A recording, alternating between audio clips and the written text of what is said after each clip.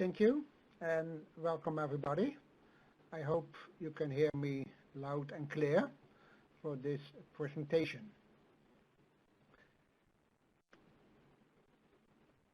The presentation holds three elements: the harmonization of energy saving calculations, the results of task 21 of the IEA DSM agreement, that it was dealing with the standardization of energy saving calculations, and conclusions.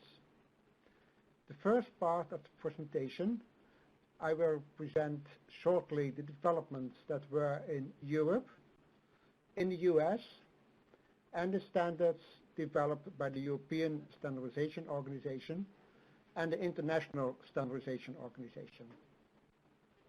After that general overview, I will go into more details of the practice we experienced during the project, where we developed a template to document energy savings calculations, the case applications, and the summary of key elements for two cases I selected, one dealing with lighting in households, the other one with variable speed drive in industry.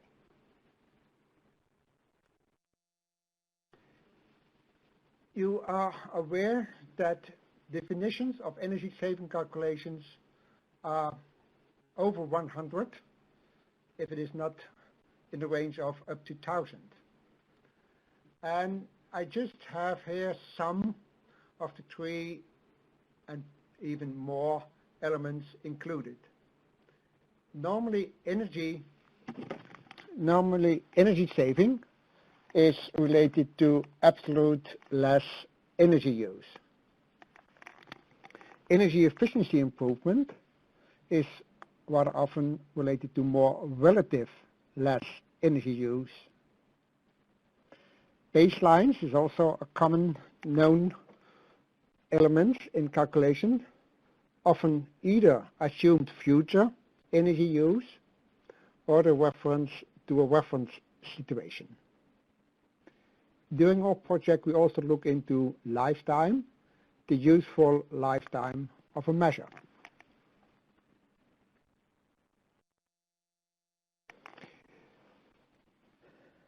We looked during the project into a number of resources in the participating countries and also outside, and we concluded that definitions are often just slightly different.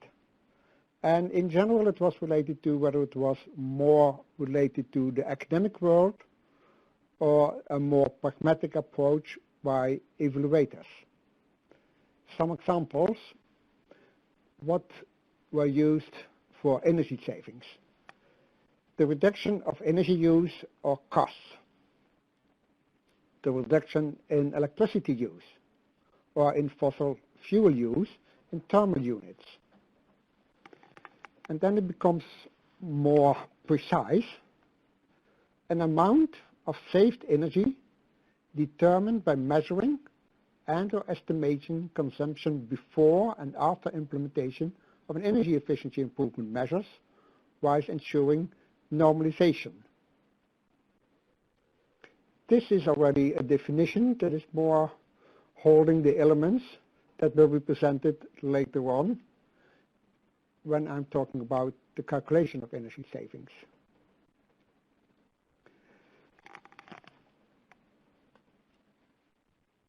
If we look to what happens to get more harmonization in Europe on energy savings,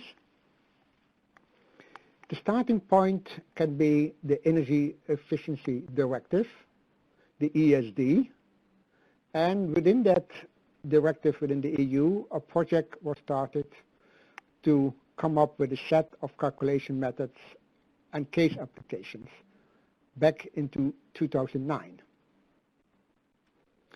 That old Energy Service Directive was replaced in 2012 by the EU Energy Efficiency Directive that holds a framework, a general framework for calculating the impact of energy savings caused by individual actions. By the end of 2013, EU member states should have informed the European Commission on the details of the methods to use to calculate energy savings. This information is still not published, as the European Commission is still in the process of evaluation these methods provided by the member states to the Commission. Nevertheless, the first reporting on realized energy savings for the year 2014 should be within a few weeks. In the meantime, member states exchange experience in the so-called concerted actions of the EID. I included in the presentation the link to that website where there are some reports on the experiences available for the general public, so also later on downloadable for you. In the US, especially, I want to refer to the Uniform Methods Project, the UMP, that started around 2010 with the intention to come up with protocols based on commonly accepted engineering and statistical methods.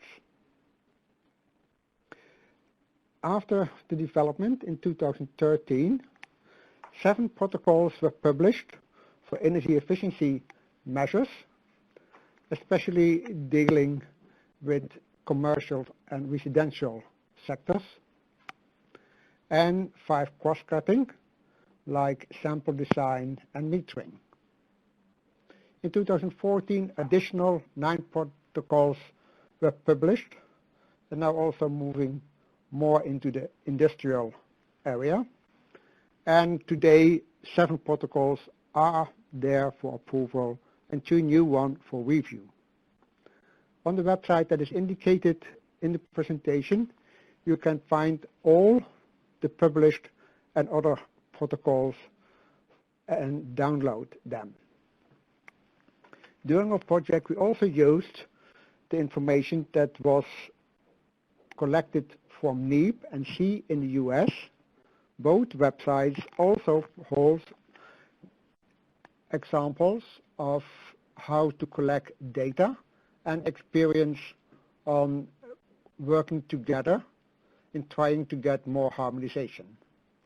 I don't incorporate more information later on in my presentation, but in the reports I'm referring to, you also can find summaries of this harmonization in the US.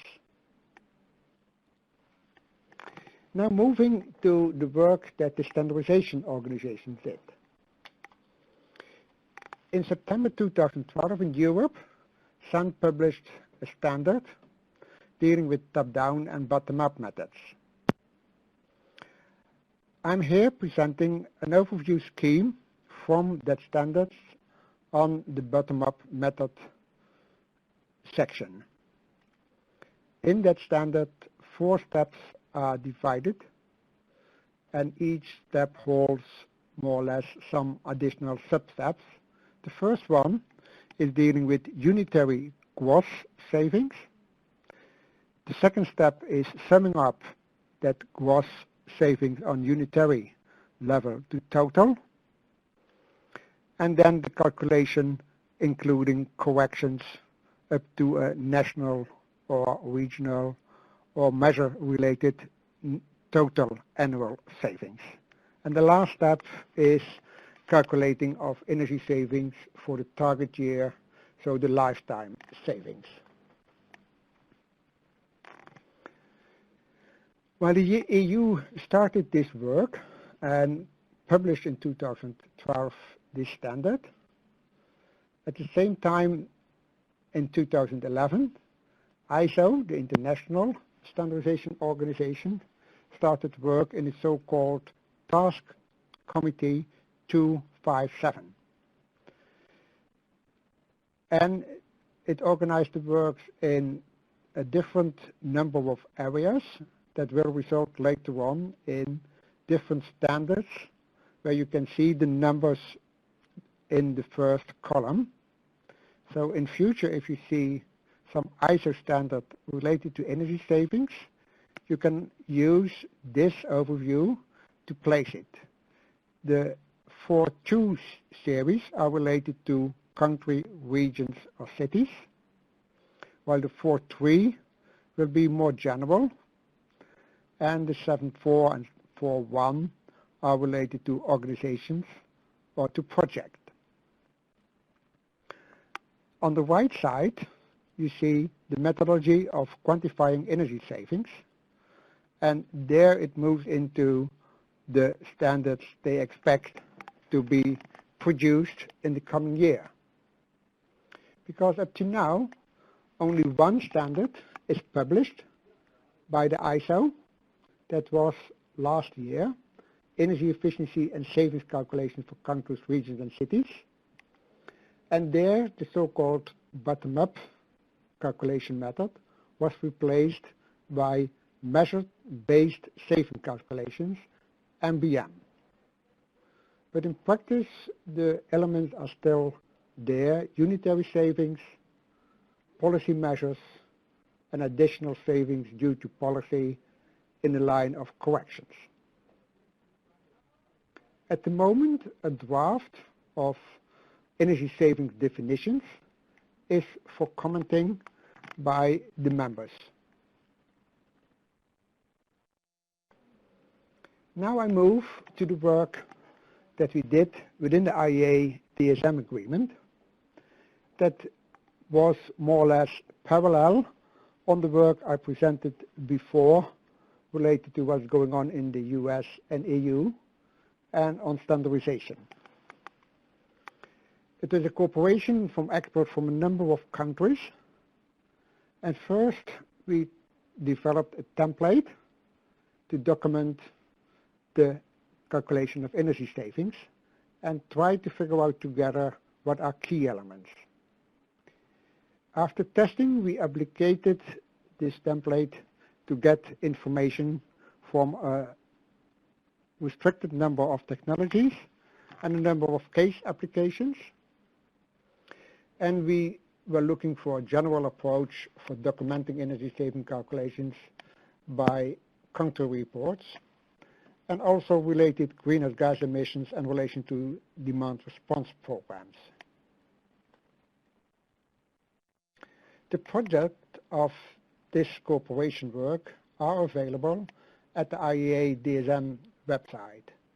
A report on harmonized energy saving calculation, more or less summarizing and giving an overview from what is presented in the second report, energy saving calculations in a specific country. Combination of existing knowledge and experience we got in the guidelines for harmonized energy saving calculations and future potential work in roadmaps. Here we concentrate on the template and the case applications. The case applications are presented information in a common format. 4 elements: a summary of the program, giving more or less the context,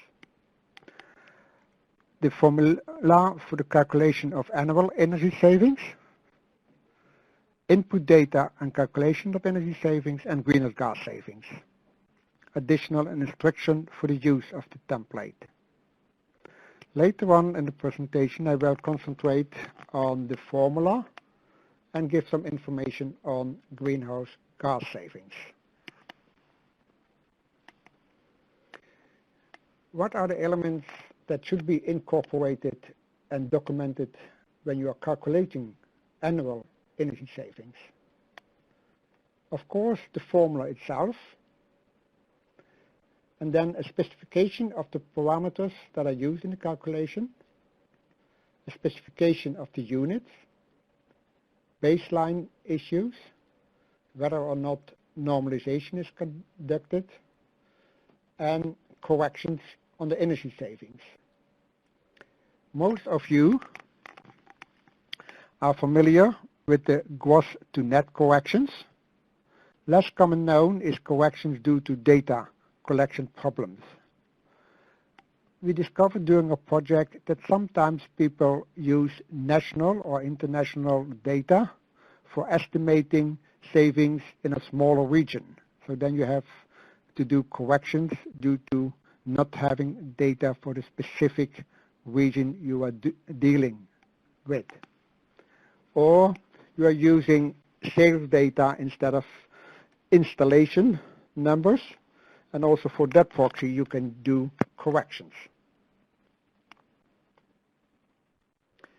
Here is a list of the case applications. I don't go into all of them, but we have them in the country reports, all the case applications for households, service sector, industry, and for the selected technology, insulation and lighting in households and heat pumps.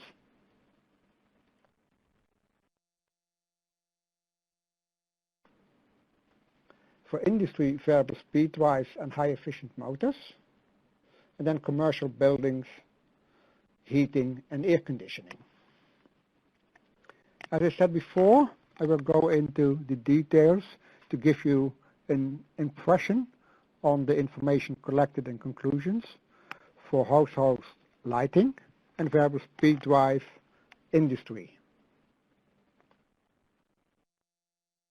Just to remind you, the key elements I will present: formula used and the related parameters, baseline issues, normalization and correction, then lifetime savings applied and additional greenhouse gas savings. So for lighting in households, what we saw and concluded that in all cases, in general, 3 elements are related to the formula. That is the situation before, the situation after, and the average burning hours of the lamp. In the formula presented, it's just 1000 to calculate the watts of lamps to kilowatt of energy savings. While we assumed that this was a really simple and straightforward, if you look already to the parameters, the delta watt, P old and P new, we discovered that 2 different approaches were used: the lamp values, or an average value of delta watt, but also the annual burning hours were used as an annual value or measured daily value and then multiplied by 365. In the table, we summarize the information on lamps. As you see, it is not all the situation that it is 80 watt or 100 watt or 60 watt. It differs over the countries, and also difference due to the replacement of lamps is rather a different number. The lowest one is Korea, where they were dealing the replacement of CFLs for CFLs with a higher quality. And Spain, that had only 36 delta watt, was from 40 to 4 from a CFL or a condensed lamp to a LED. The most surprising experience were the burning hours. You see that the Netherlands is the lowest one with 482. That was caused that the Netherlands use an average burning hour of all the rooms in the house, including the cellar, the garage, and so on. While on the other hand, France is just using the burning hours in the living room, while Korea used the lamps in the multi-family house that were burning almost all the time, explaining that high number. And of course, this caused a great difference in the savings by the same type of actions. All assumed that the baseline was that normally the lamp was replaced by the same type of lamp. So normally convention bulbs replaced by convention bulbs, except for Korea. That was the baseline. Normalization was only applied in the US, and none had a specific correction in detail, and the experts had to work to figure out what to do. France has a correction factor of 30%, assuming that already CFLs were in the house and partly replaced. Korea, the Netherlands, and Spain had the assumption that units sold were at the same moment already installed without any corrections, while the US had a very complicated correction. So that is also another source causing difference in the results. But at least the documentation makes it very clear what the difference were. Lifetimes are also different, as I explained before. Spain's, well, lead is over 40 years, but in general the lifetime is related to the assumed annual burning hours. And as the burning hours were different, also the lifetime as a result of that were rather different. So there is that correlation between each other. The additional greenhouse savings were not easy to gather. The experts concluded that normally in energy savings there were no relation to the greenhouse gas reduction involved in that, and the experts collected that information themselves from the most relevant source they could get in their country. In France you see the difference of an average power mix of 60 gram CO2, while if you would look into the actual power mix that is used in a specific year, it is already 100 gram. So depending on what type of power mix you select, you get a rather different impact in CO2 reductions. France, nevertheless, is low due to the nuclear use of electricity production.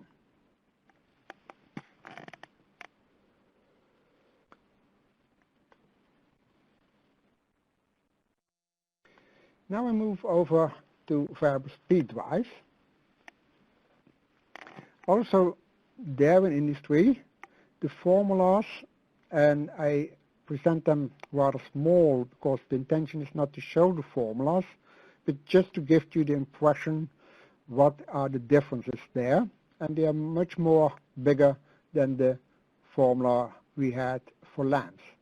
But in general, there are three elements that I use: the savings per motor or percentage of savings per motor, the power of the motor, and the number of operating hours. Although the formula themselves look very complicated, especially in the case of Spain. Also the parameters, as the formulas were different, show a range of variation. While France has a specific kilowatt hour and operating hours that were different for commercial buildings and industry, Korea uses power classes for 50 and 55 Hertz and different running numbers not related to the sector, but to the type of function, pumping, ventilation, or compressed air. As you see, the operating hours in Korea were all higher than the operating hours of France. Spain is in the lower range also of 700 and goes up to 7,200 hours. And the specific numbers are related to 4 industrial sectors, 3 types of applications, and 6 classes of power range. More detail is included in the country report of Spain.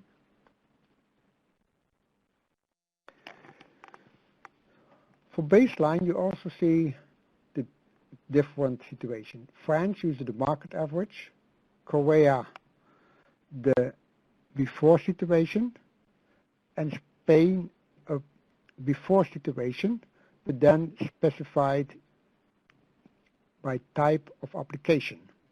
So where Korea had the general before situation, in the specific situation of an industry or a building, Spain has type of application. There were no normalisation conducted, while France has a correction take into account the average reference market share, and Spain two types of corrections. One, that they said when a variable speed drive is already cost effective, they are corrected in the energy saving as some type of autonomous impact. And Spain has no saving values for the country, but used data for the whole European Union and corrected that number based on the final electricity consumption in Spain compared to the total electricity consumption in EU for that specific industrial sector.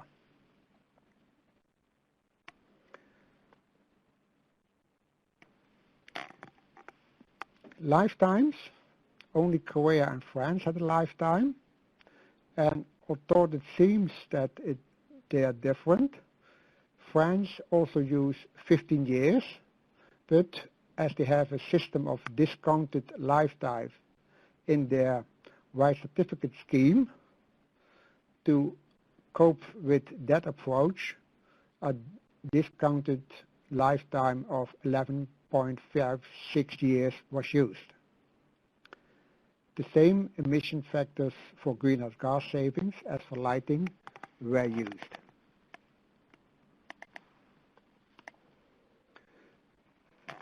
If we look to the key elements of energy savings, as I said before, if you want to have more detailed information, they are available in the counter report. An overview of the values that I presented here for just the two case applications are for all case applications available in the report Harmonized Energy Saving Calculations for Selected End-Use Technologies. That report also holds general conclusion on whether formulas could be harmonized in the future or not. I presented here the two case examples where the formulas were mostly similar compared to the other areas. So don't get the impression from this case applications that in general it is always more or less a common formula. I choose to provide them over here to make it easier instead of presenting very different formulas and explain the difference between them. When we started the project, we assumed that most information would be rather easy, available, and just have to put into a specific format we developed, or template. In practice, most of the information had to be generated by the experts using a number of different sources in their country to get the information that our feeling was essential to understand difference between the outcomes and also understand what elements are common and easy to harmonize. So by clearly distinguishing the key elements and getting information on that key element, it was much easy to understand the reason why there are different amounts of energy savings for the same type of technology. I hope that by the examples I presented and the numbers I showed, you get an impression on that element too. Related greenhouse gas emission reductions, we didn't find really standards on that. Even on project levels, there were some types of standards, especially related to CDM project from the UNFCCC, and some technology-driven elements in project, in general related greenhouse gas emissions for energy savings were just calculated using country-specific average emission factors as presented here before.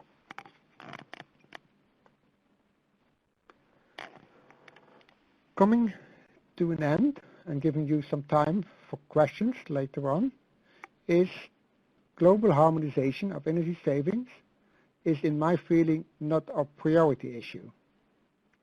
I started presenting what happens in Europe since 2006 when the Energy Service Directive started, 2009, 13, and still much progress in harmonization is not reached.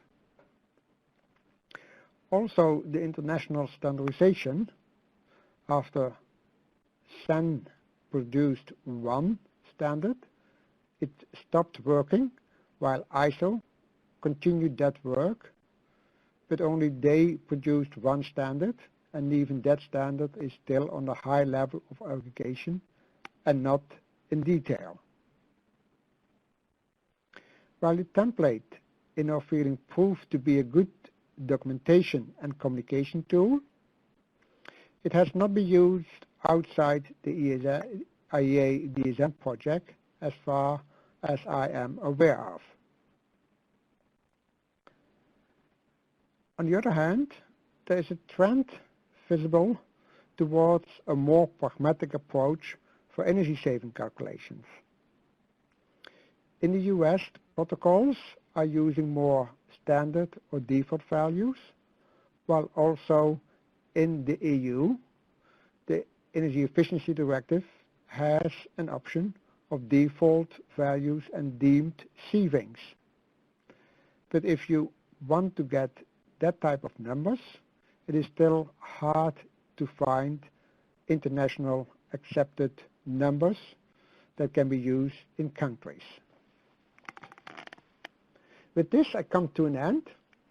I hope I'll give you an overview on what happened internationally and on what we did in practice to get common understanding and knowledge.